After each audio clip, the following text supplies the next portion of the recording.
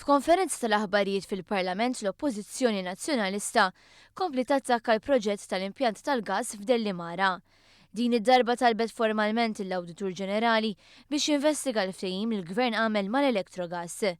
Iżda fi stqarrija maħruġa mill-Ministeru għall-Enerġija kien spjegat li aktar kmieni din il-ġimgħa il-Ministru diġà bagħat lill-Awditur Ġenerali biex jiltaqa' u jikkjarifika l-fatti f'dan ir-rigward.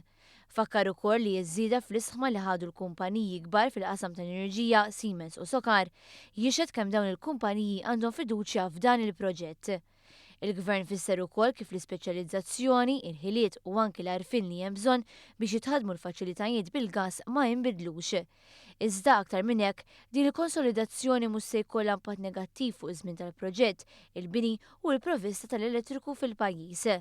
Dan fil-waqt il-Konsorzju Electrogas se jipprovdi sostenn finanzjarju qawwi u anki infrastruttura li se tkabbar il-kompetittività u tnaqqas emissjonijiet f'pajjiżna. Intant fit-tmiem konferenza oħra li fija l-Partit Nazzjonalista attakka bl-aħrax il-proġetti tal-Gvern fil-qasam tal-enerġija, staqsejna kien xem laqat mal-Konsorzju Tellif, Tonjo Fenek u Ġepek. L-Oppożizzjoni għandha dritt tiltaqa' ma' kulħadd fir-rwol biex taqdi l-funzjoni tagħha.